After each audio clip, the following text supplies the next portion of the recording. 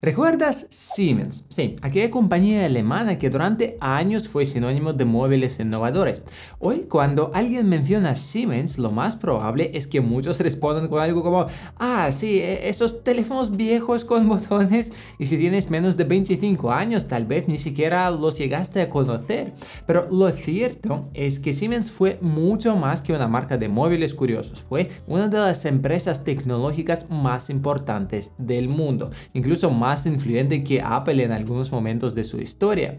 La compañía se fundó en 1847 en Prusia por Werner von Siemens y Johann Georg Halske. No comenzaron fabricando teléfonos, sino cables telegráficos y equipos eléctricos.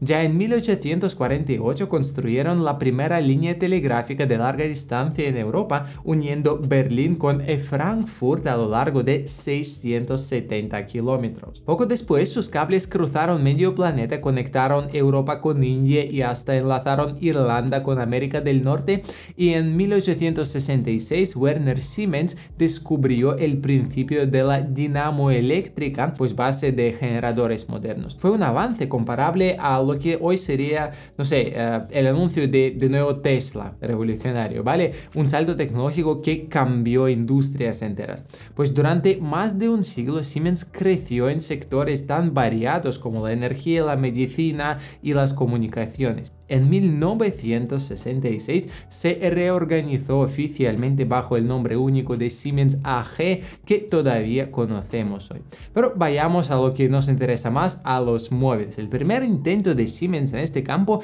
llegó en 1985 con el Siemens Mobile Telephone C1, pues llamado móvil, pero era casi un chiste porque pesaba unos 8 kilos y venía en forma de caja con auricular. Más que un móvil, era un teléfono para coche. Eso sí, traía funciones que en aquel entonces eran auténtica ciencia ficción, pues permitía guardar contactos, configurar marcación rápida e incluso bloquear números, como en tu iPhone ahora. Y atención, pues tenía pantalla, algo que lo hacía destacar en su tiempo. Con los años, Siemens empezó a reducir el tamaño de esos ladrillos y en 1992 apareció el Siemens C4 de unos 600 gramos solamente, ya lo bastante compacto para sujetarlo con una mano. Y de ahí en adelante comenzaron los grandes hitos. Uno fue el Siemens S1, que mejoró la calidad de las llamadas gracias al estándar GSM. Pero la verdadera revolución llegó en 1997 con el Siemens S10, pues nada menos que el primer móvil del mundo con pantalla a color. Solo mostraba 4 tonos, pues rojo, verde, azul y blanco, pero para la época aquello era como tener, no sé, un pedazo del futuro en el bolsillo. Fue tan popular que incluso sacaron una versión Active con resistencia a polvo, agua y caídas, pues tipo Rugged Phone, ¿sabes? En 1999 volvieron a innovar con el Siemens SL10, considerado por muchos el primer slider real de historia, y a diferencia del Nokia 8110, que era más un monobloque con tapa, el SL10 tenía 2 partes independientes y un teclado oculto bajo la pantalla. Fue un diseño que marcó tendencia y que muchos otros fabricantes imitaron después.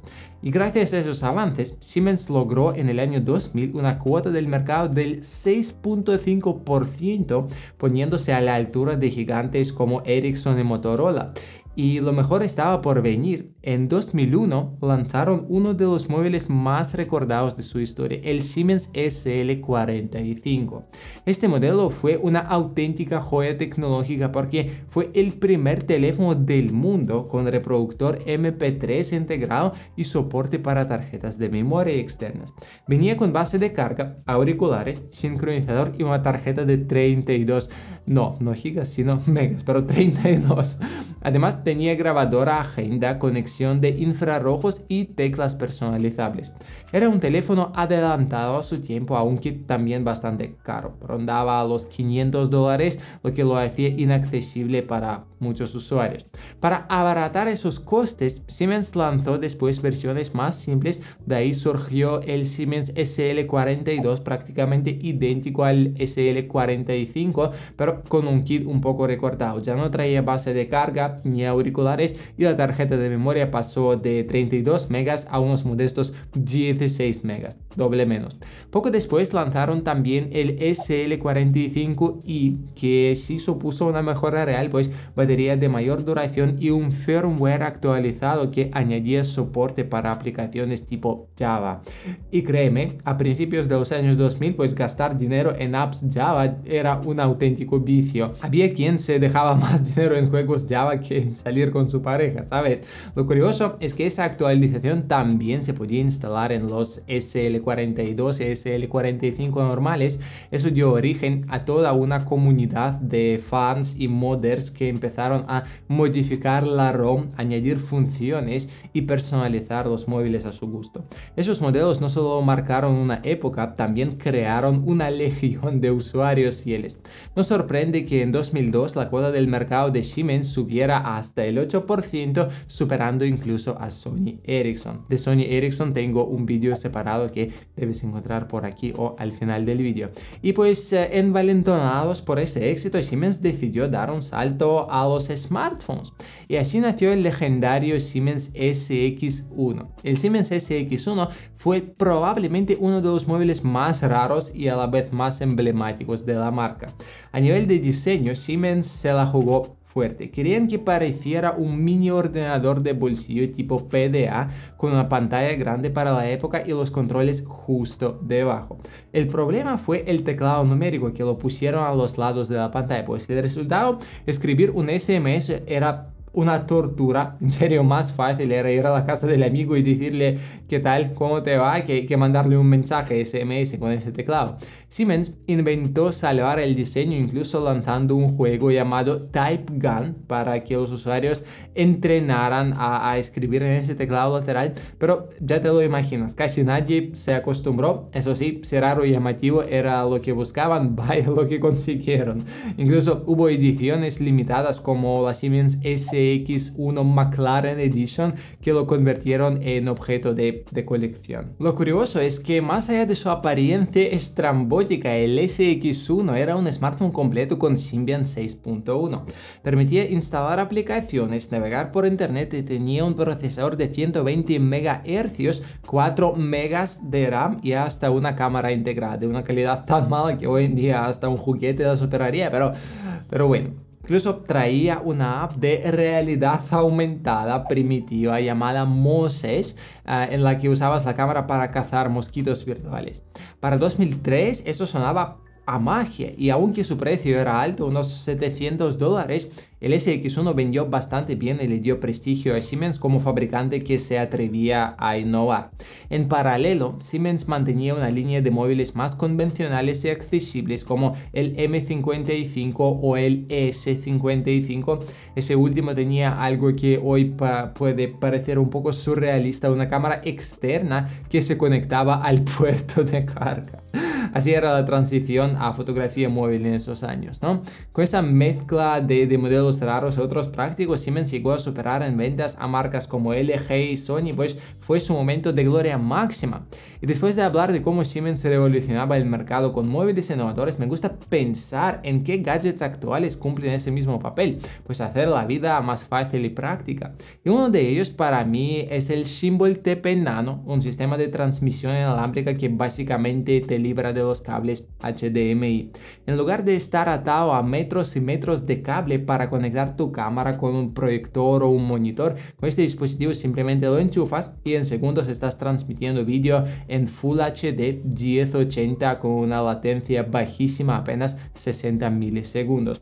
Lo bueno es que no está limitado solo a cámaras profesionales, pues también puedes usarlo con portátil, con móvil, incluso con una tablet. Por ejemplo, si quieres proyectar lo que grabas en tiempo real en una pantalla grande, lo conectas al proyector o monitor y ves todo sin cortes ni retrasos perceptibles. Eso es muy útil para presentaciones, para grabaciones multicámara, rodajes pequeños o incluso eventos en los que no quieres tener cables cruzando todo el suelo. El dispositivo es compacto, tiene batería incluida y se lleva perfectamente en la mochila junto a la cámara. Si grabas vídeos y te hace falta un transmisor para vídeo, te dejo el enlace en la descripción y vamos a continuar con los teléfonos teléfonos Siemens. Pero ya sabes lo que dicen, después de la cima viene la bajada. En 2003 Siemens quiso entrar en la moda de los móviles de diseño con la serie Celebre. Y si no lo recuerdas, considérate afortunado porque aquello fue un desastre absoluto. Algunos parecían tipo tamagotchis, otros tensiómetros para medir la presión arterial. En un solo año sacaron 8 modelos y los 8 fueron un fracaso total. Mientras el SX1 había sido caro pero exitoso, la gama Celebre quemó recuerdos y no dejó beneficios. En 2002, Siemens tenía el 8% del mercado mundial, pero en 2004 ya habían bajado al 7.2% y en 2005 cayeron al 3.5%. Intentaron recomponerse con móviles más normales tipo CX65 o A31 o AF51, pero para entonces el daño ya estaba hecho. La división móvil no lograba ser rentable y finalmente Siemens vendió su negocio a la taiwanesa Bank. Nació entonces la marca Bank Siemens, que alcanzó a sacar una decena de móviles pero nunca consiguió recuperar la chispa. El problema es que muchos de esos modelos parecían copias de móviles populares. Por ejemplo, el S88, el A58 u EL71 recordaban inevitablemente a lo que ya ofrecían Nokia o Samsung o Ericsson o lo que sea. No eran malas copias, pero tampoco tenían personalidad, ¿sabes? Y este fue el contraste. Siemens había pasado de ser un fabricante de móviles inconfundibles a producir teléfonos que no destacaban en nada. Y para colmo, el mercado estaba cambiando rápidamente. En 2005, los móviles de botones habían llegado a su techo. Ya no bastaba con añadir una cámara o ranura para tarjeta de memoria, pues la gente quería smartphones con pantallas táctiles, con nuevas experiencias, nuevas aplicaciones y conectividad avanzada. Bank Siemens no supo adaptarse y en 2007 la división cerró por completo en bancarrota. Aunque, como suele pasar en la historia de Siemens, la marca se resistió a morir del todo. En 2005 habían creado otra unidad llamada Siemens Home and Office Communication Devices, centrada en teléfonos tipo fijos, y en 2008 esa división fue adquirida por Arkis Industries, que la rebautizó como Gigaset. Así que en cierto modo se podría decir que los móviles Siemens no murieron, sino que cambiaron de nombre. Gigaset se enfocó en teléfonos inalámbricos de casa y de oficina y ocasionalmente lanzó algún smartphone. El último fue el Gigaset GS5, que intentaron vender como un producto de calidad alemana, aunque en la práctica parecía más bien un móvil chino de gama baja, pues tenía trasera desmontable, algo que ya ni se ve, un procesador Helio G85, solo 4 GB de RAM, una cámara de 48 megapíxeles, pero de calidad muy dudosa, y todo eso por 300 euros, un precio bastante alto para lo que ofrecía. Eso sí, al menos incluía carga inalámbrica, es un detalle inesperado en móvil de esa gama. Y así terminó más o menos la historia de Siemens en los móviles, pues de ser pioneros con el primer móvil a color, con el primer slider y primer MP3 integrado, a desaparecer entre malas decisiones y transformarse en otra marca enfocada en otro mercado simplemente. Ve otros vídeos míos aquí sobre historias de marcas tech legendarias por aquí y vamos a vernos muy pronto en el próximo vídeo. Chao.